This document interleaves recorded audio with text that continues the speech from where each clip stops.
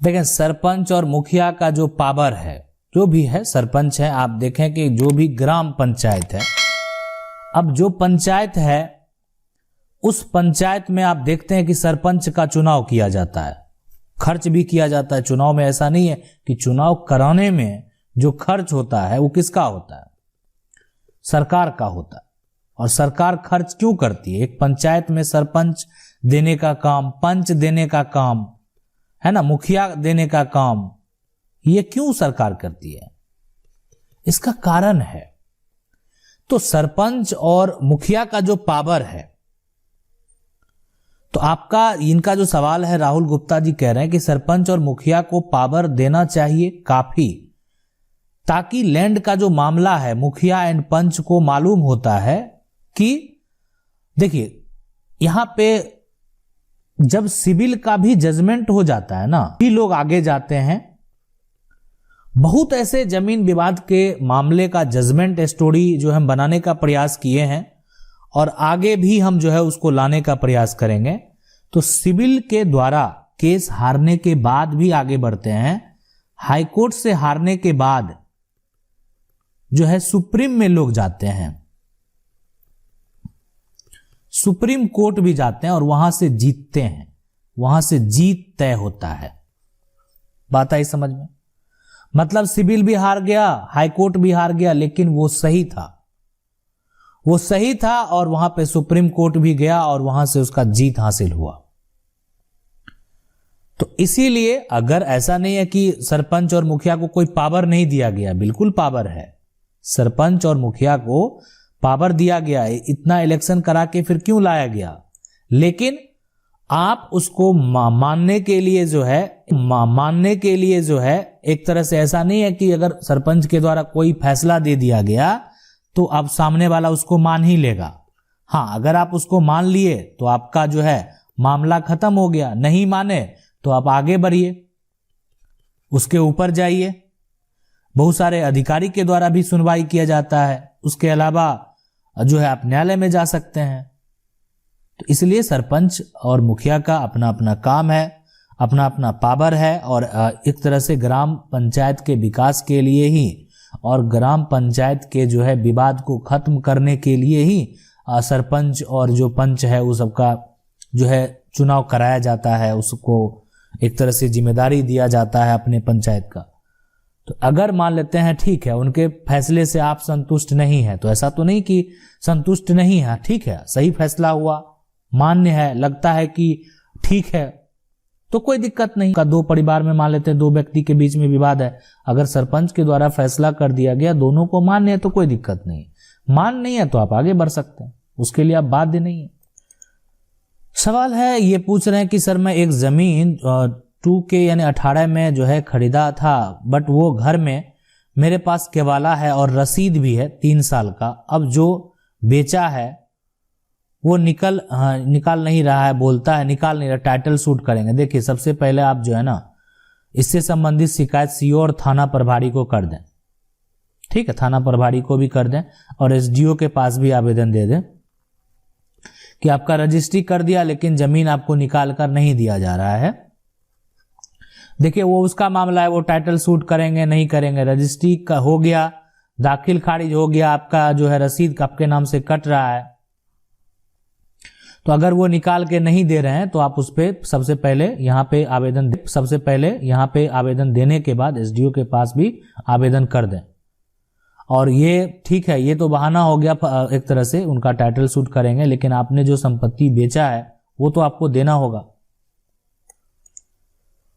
सवाल पूछ रहे हैं आदित्य मिश्रा जी, ये पूछे नमस्कार सर, और सर मेरा नाम आदित्य, मेरे फादर की डेथ 2008 में हुई है, बाद में मेरा 2 नाम होने के कारण घर पे पुकारने वाला नाम राम जी जो है यही दर्ज करवा दिया गया। मेरा आधार में जो नाम है आदित्य है, मुझे इसमें चेंज करवाना है, इसके लिए कोई, देखिए आपका जो भी डॉक्यूमेंट में नाम है ठीक है वो उसको रहने दीजिए। अगर खतौनी में आपका नाम ये है तो आप अपना नाम मत चेंज करवाइए, आप अपना जो डॉक्यूमेंट है उसमें 2 नाम का दर्ज करवा लीजिए, कि जैसे आपका आदित्य है और जैसे होता है ना बहुत व्यक्ति का 2 नाम होता है, उर्फ है ना, उर्फ जी है ना, राम जी। तो इसमें क्या वो व्यक्ति का ये भी नाम है तो कोई फर्क नहीं पड़ेगा फिर। नहीं अगर आप चेंज करवाएंगे तो फिर अगर आपका एक तरह से जो डॉक्यूमेंट है वो सब में भी चेंज करवाना पड़ेगा, पूरा नाम चेंज कराना पड़ेगा। नाम चेंज कराना जो है वो एक तरह से उसका भी प्रोसेस है हमारे कानून में, तो उससे संबंधित जो है हम एक बार जो है स्पेशल वीडियो बनाने का प्रयास करेंगे, ताकि आप क्या क्या प्रक्रिया करना पड़ता है आप उसको अच्छे से समझ लें। तो उसमें कोई भी व्यक्ति अपना नाम को चेंज कर सकता है। पिता की मृत्यु पर पिता की स्व अर्जित संपत्ति यदि पिता ने वसीयत नहीं की और चाहे पिता की मृत्यु 2005 से पहले या बाद हुई तो पुत्री का हक होगा, बिल्कुल हक होगा। ठीक है, 2005 के पहले हो, है ना, पुत्री का बिल्कुल हक होगा। ठीक है, अगर पिता का मतलब स्व अर्जित संपत्ति भी है और पिता कुछ नहीं किया तो मतलब वो पिता का संपत्ति, उनके जितने वंशज हैं सबका शेयर होगा। अगर हाँ ठीक है, अगर पुत्री ये चीज जो आपको सपोर्ट कर देती है, आपके नाम से संपत्ति अलग हो गया, हाँ सपोर्ट करने का मतलब होता है कि कागजात भी तैयार कर लें अच्छे से कि आगे कोई दिक्कत नहीं हो। तो अगर वो आपको एक तरह से नो ऑब्जेक्शन यहाँ मिल गया बहन की तरफ से, वो सपोर्ट कर दी तो दिक्कत नहीं होगा। फिर एक जमीन मेरे कब्जे में 60 साल से मेरे पास है, जमीन का मालिक अब नहीं है, उसकी मृत्यु हो चुकी है, पत्नी और बच्चे नहीं हैं। देखिए अगर आप 60 साल से उस जमीन को आपके पास है और जमीन का मालिक नहीं है, उनकी पत्नी उनकी मृत्यु हो चुकी है और पत्नी बच्चे भी नहीं है, तो संपत्ति का एक तरह से आपको यहाँ पे मालिकाना हक के लिए दावा कर देना चाहिए, ताकि उसका कोई और, जैसे क्या होता है कि किसी भी व्यक्ति का जो संपत्ति है, मान लेते हैं कि अगर जो नाम है जैसे ए है और ए का भाई जो है वो बी है, अब ए का पिता जो है वो सी है, बात को समझ लीजिए, और पत्नी जो है वो डी है ए का, ये सारा कुछ ए का है, इस ए का है।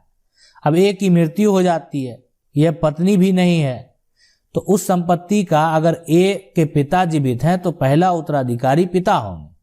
अगर पिता जो है यहाँ पे भी जीवित नहीं है तो फिर भाई होगा। ठीक है, तो आप उसको कब्जे में लिए हुए हैं, 60 साल से कब्जे में है, आपके पास प्रूफ है, तो आप एक तरह से मालिकाना हक का दावा कर सकते हैं कोर्ट से। और आप उसको जो है अगर आप डिग्री आपके फेवर में अगर हो जाता है तो उस केस में वहां पे आपको उस संपत्ति का पूरा मालिकाना हक मिलेगा। ऐसे भी संपत्ति आप 60 साल से कब्जे में है तो आप अगर मालिक जिंदा भी होता तो भी आप जो है मालिकाना हक का दावा कर सकते थे। सवाल है कि my father was living on rented house 35 year vacant house due to family owner family nobody came collect the rent. Now property is my possession, all the electricity water supply and connection is my father name. यहाँ पे देखिए अगर ऐसा कुछ भी नहीं है ना, एक्चुअल ऑनर अगर मर गया है तो आप जो है आप एक तरह से क्या कीजिए, आप उस पे एक तरह से मालिकाना हक का दावा करेंगे, एडवर्स पोजीशन का केस फाइल करेंगे।